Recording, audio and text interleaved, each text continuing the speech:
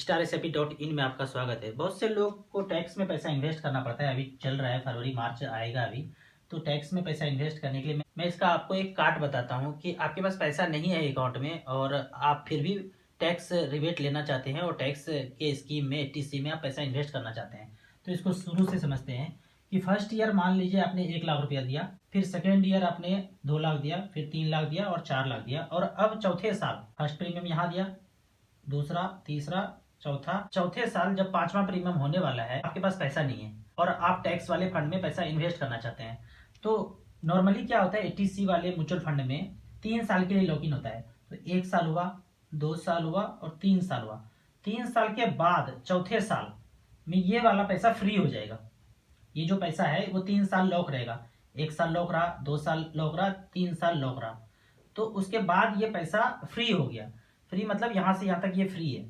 3 साल पूरा हो गया और यहाँ से यहाँ तक, ये मार्च के पहले तक ये फ्री है, मार्च के बाद भी फ्री है। तो आपको क्या करना है, ये पैसा जो फ्री हो गया आपको री इन्वेस्ट कर देना है इस टैक्स वाले फंड से निकल के किसी दूसरे वाले टैक्स प्लान में। ये पहला टैक्स प्लान था, किसी दूसरे टैक्स प्लान में पैसे को स्विच कर देना है। मान लीजिए आपका पैसा SBI के टैक्स फंड में है, तो वहां से आप एक्सिस के म्यूचुअल फंड में, टैक्स वाले फंड में स्विच कर जाएंगे, या एक्सिस में है तो ICICI के टैक्स प्लान में स्विच कर जाएंगे, या वहां से HDFC में स्विच कर जाएंगे। तो इस तरह से आप इंटरचेंज करके एक AMC से दूसरे AMC के टैक्स वाले फंड में जाके, आपके पास पैसा नहीं है तो आप यहाँ पे पैसा री इन्वेस्ट कर सकते हैं अपने उसी वाले पैसे को।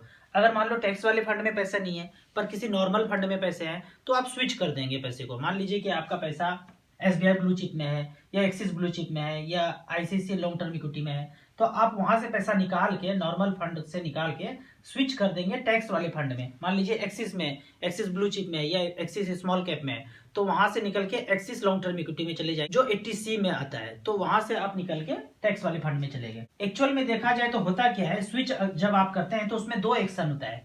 स्विच में 2 तरह का एक्शन होता है। आपने स्विच किया तो इसमें 2 एक्शन क्या है, पहले तो वो फंड रिडीम होगा, रिडीम होने के बाद परचेज होगा। आपको दिखता एक ही है कि आपने स्विच किया और वहां जाके दूसरे स्कीम में खरीदा गया, पर उसके अंदर 2 एक्शन है जो हमें नहीं दिखता है। पहले वो रिडीम होगा, रिडीम होके पैसा AMC के पास रहेगा, और उसी दिन, जिस दिन रिडीम्शन होने के बाद पैसा आएगा, मान लीजिए आपने स्विच किया, 2 दिन के बाद AMC के पास पैसा गया, तो उस 2 दिन के बाद जब पैसा चला जाएगा तो वहां से फिर से वो दूसरे स्कीम में परचेज हो जाएगा। तो दोनों एक्शन एक जगह छुपा हुआ है। तो आपको स्विच करने के बाद परचेज दिखता तो है, पर उसमें रिडम्पशन और परचेज छुपा हुआ है।